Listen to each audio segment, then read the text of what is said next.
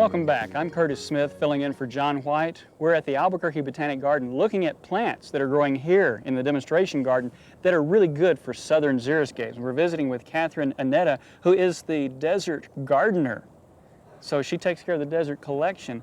We were talking about the yuccas, and a plant that's really closely related and similar in many ways is the agave. I notice you've got an agave here. It's dead, or it appears to be dead, but it's really not, is it?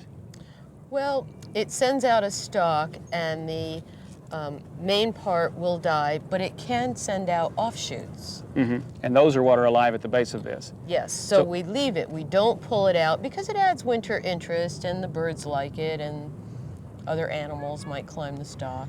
And if you pull it out now, you might damage those offsets at the base. That's correct. And it's a nice plant, sharp points. You don't want to put it next to a sidewalk, but it's a good plant and looks like it belongs in the desert. Yes. Okay, and you've also got Ocotillo. That's another one that'll bite you. That is.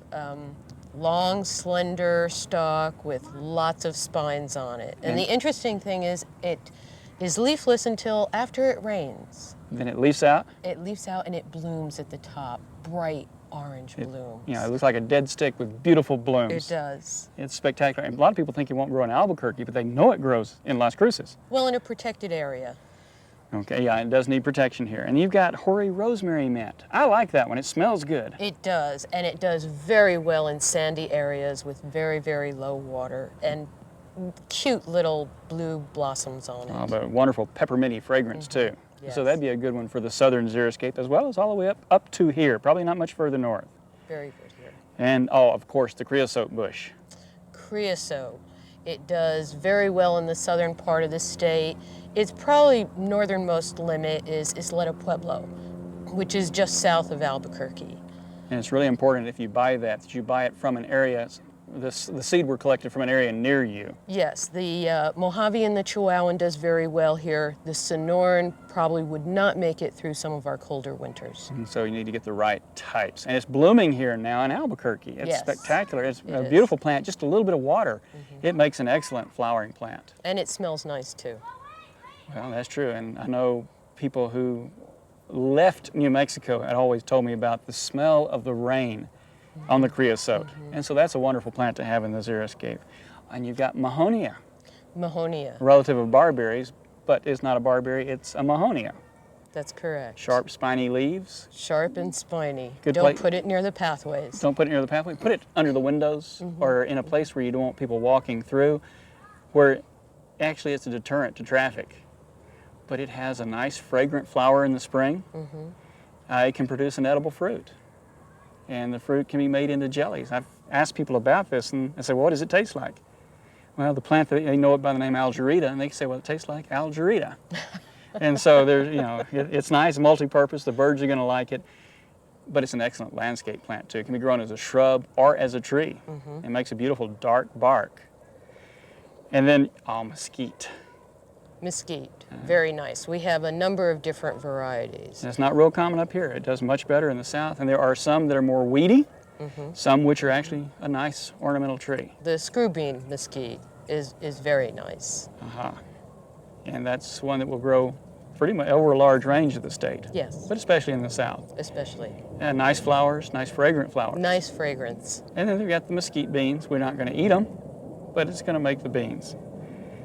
And the Mexican elder?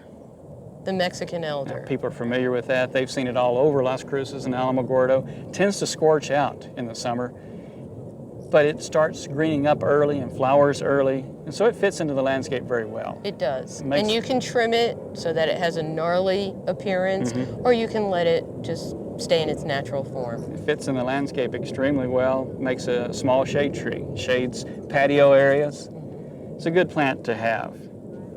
And then, best for last, we've got the Penstemons. The Penstemons. Over 70 different varieties, and many will do very well in the state of New Mexico. And you've got a lot of those right here. We have the Rocky Mountain Penstemon. We Beautiful have blue the one. Spectabilis Penstemon, the Pseudo-Spectabilis Penstemon.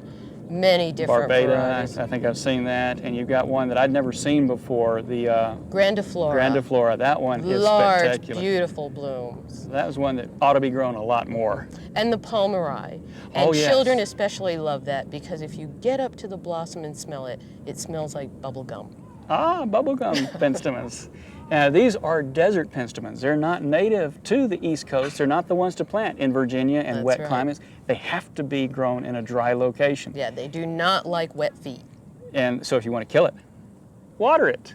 So if you don't want to kill it, don't water it. It likes winter moisture. They've been blooming extremely well this year because we had a wet winter. Yes. And so we've got a lot of plants that belong in a southern xeriscape, and they made it all the way up here, and with protection in some cases. But these are plants which will do very well in the southern part of the state. And if people want to know more about these, you've got the desert collection here at the Botanic Garden. They can come see it. This is a good place to come, and we recommend that you come see it. And Catherine, thank you so much for the tour. Oh, you're quite welcome. Thank you for coming.